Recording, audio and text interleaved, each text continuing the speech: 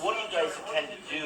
Are you going to take any action against them if they try to take it down at some point? Because it sounds like the NAACP is continuing to push this. What's going to be your action if they do decide to move that statute? We have Mr. McAllister. Mr. McAllister, come here. Mr. McAllister is the legal around here, so he probably can answer that question better than I can. What was the question? What would happen if the city and county do make an effort to take down the statue, try to take it down? Because it sounds like they both own it now, so they could actually try to do that and try to move it to a museum. What kind of legal action, if any, would you take? We probably would take legal action. It may very well be on the federal level.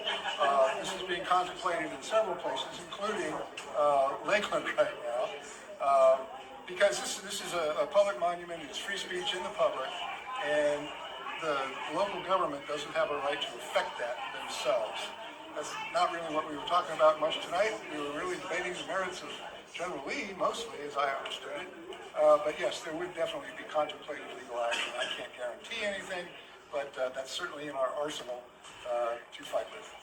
Why is there this debate over who Robert E. Lee was? It sounds like who you talked to, there's a different opinion and or facts of who he was. There are facts and there are lies. As I told the city council tonight, first when I listened to the NAACP president, I thought that he just didn't know history. This man came here and just lied, outright lied. General Robert E. Lee, first of all, opposed slavery. Hey, he said if he give everything he owned away to get rid of slavery, he would. General Robert E. Lee was a Union man. He really didn't like secession. I left the mayor a very old book about General Robert E. Lee. But this man to come here and tell a lie that General Lee beat his slave and all, it's the same lie that I heard in Hollywood, Florida, by a Yankee black man who knew nothing about General Robert E. Lee. Said that General Robert E. was subhuman white trash to beat his slaves every day. That is one of the most egregious lies ever told. You cannot attack a man of General Robert E. Lee's caliber. Even after he freed the slaves, he talked about this 5-year period. He had to put the plantation back together because when his wife inherited the plantation, it was in disarray. Her dad had died at a very old age. Not one of those slaves wanted to leave General Robert E. Lee. Even after the 5-year period was up and he got the plantation back in some kind of running order, they said to him, Mosley, we don't want to go anywhere. We want to stay right here with you. So, you know, it's bad enough not really knowing history, but to just come out and just outright tell lies, that man ought to be ashamed of himself. I was ashamed of him. I was ashamed that the Judeo-Christian white folks in this chamber had to listen to him. And I'm very sure that members of the city council know, this is Lee County. You got to know some history about General Robert E. Lee. General Robert E. Lee probably was the most honorable man who ever walked God's earth other than Jesus Christ himself. And for him to stand there and defame General Robert E. Lee, you got to be ashamed of yourself. Now, as a former president of the NAACP and vice president of the NAACP and co-founder of the Black Student Center at the University of Minnesota, I've been in civil rights all my life. And for you to just come, I already know what the issue began for the NAACP. It was about the fact that they were going broke. Julian Barnes stood up at the National Convention in 1989 and said, oh my God, we're the oldest civil rights organization in the country. We're getting ready to have to close our doors. What are we going to do? And one northern Jewish white man who happened to be the Jewish northern white man owned the NAACP. It don't belong to black folks. And he said, we don't have to go broke. We got plenty of money. But we need for you to do something for us. We're tired of sending our babies down south listening to that band playing Dixie. And we're tired of sending our corporate workers down south looking at that rebel flag. Now we as northern white men, we can't go attack that flag. But all you have to do is just go around there and say slavery, and those white folks don't know anything about that war, they don't know anything about themselves, and they'll get right in line. On this debate, it just sounds like, it may not be generally personally, but the representation of the Confederacy in that statute does cause people to say, hey, my grandfather was enslaved, maybe didn't have the fortune of other slaves to fight the whole world was right. I'm talking about the war. No, I'm talking about the war in particular, and that's why I think it sounds like it's really stirring up a lot of open wounds for people. Open wounds because the wound you open up, if you open up that wound with a lie, you cannot forget about the trained cadre of black folks on plantations all across the South end of America. They made all the implements of war, provided all the food stuff for General Lee's illegal army. You can't forget about all those black folks that went off to war with a man that he not only called master, but a man he called family and friend. You cannot forget about the Corn Amendment. You talk about Abraham Lincoln and the war. The Corn Amendment, even though he wasn't one who made it up. When those white men from Congress, Southern white men left Congress, Abraham Lincoln grabbed up the Corn Amendment, which basically said if they would ratify it, that Congress would never have the ability to end the economic institution of slavery. And the Southern white men said, no, we ain't gonna do that to our family. The Industrial Revolution coming on, the great Commonwealth of Virginia was doing everything it do to figure out a way to free its slaves in dignity. They knew a man had to have education, a home, some money, the ability to be a citizen. Just saying that you're free, that means nothing. You got to have it. You have every race that ever had that was in slavery. There was a lot of, most of the folks in this country was in slavery, or either a slave or owned slaves. You had to prepare a man for this. And Southern white folks knew this. They weren't about to just take their family and just send them out there on the rest of the world, not understanding what freedom was all about. Listen, let me tell you something. If you want to talk about slavery, let's talk about those thieving Africans in Africa. Let's talk about the annual day when they went into the villages and stole all the women and killed all the men. And until the Spanish and the Portuguese start dealing with human trafficking, they still went into the villages and stole the women and sold the men off into slavery. So, if you want to talk about slavery, slavery was a worldwide institution for as long as God walked the earth himself. So, people keep talking about slavery. As a Southern black man, I will tell every Southern black man who hear my voice, first of all, don't be duped again. This is the second time for Reconstruction.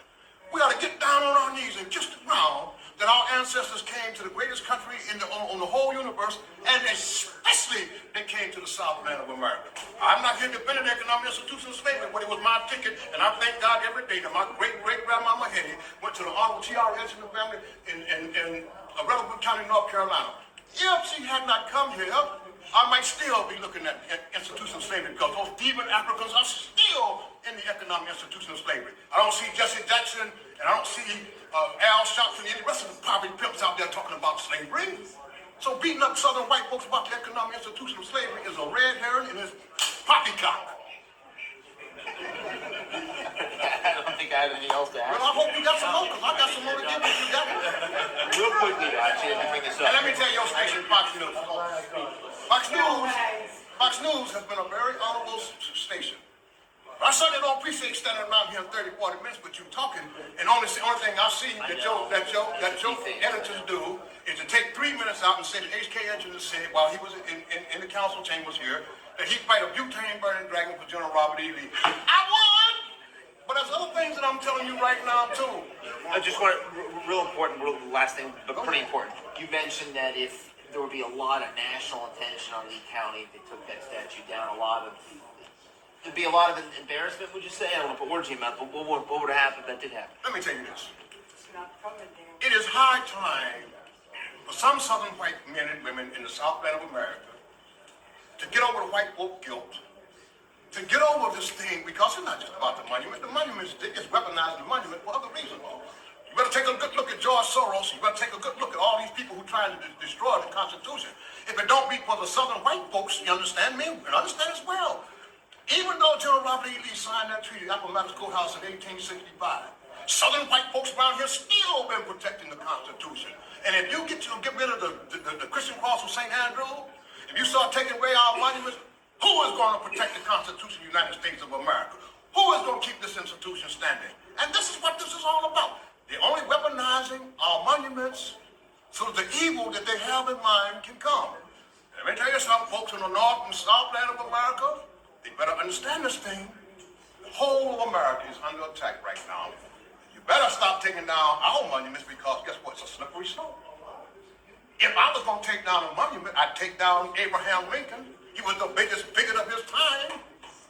That's who I'd be snatching down, but I'm not going to take it down. Let that boy stand up there so I can tell you about him when you walk by him. If you're going to take down a monument, guess what? Martin Luther King will come sooner or later. Some of these folks that you've let in this country will come and say, well, wait a minute, y'all. Martin Luther King was a womanizer.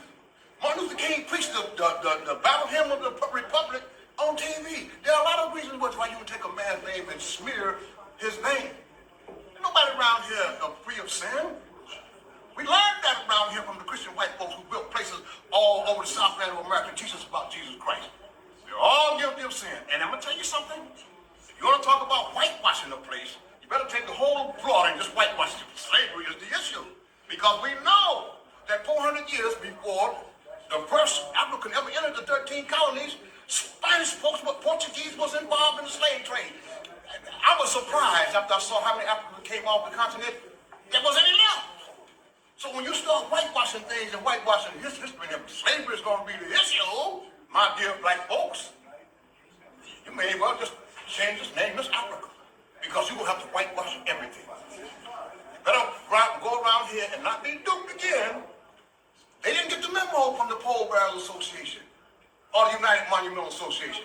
We're going to do everything we can do to regain and retain the relationships of the only true friend we ever had in the whole of the world, and that is the relations and love of the Southern white man. Par none still. I'm angry. I can tell. I don't like it. I'm sick and tired of my people being duped and lied to. Black folks been duped and lied to around here long enough. Hatred. I watched what I saw up in St. Augustine from a man that called himself a man of God, his wife, running for a judge. I'd hate to be a white man and have to stand before her. I was so ashamed of the hatred and bigotry that I saw up there from a man called himself Reverend Rawls and his wife. What a shame. Anything else? I think I'm good. I'm running low on batteries too, so it's perfect timing. Thank you so much.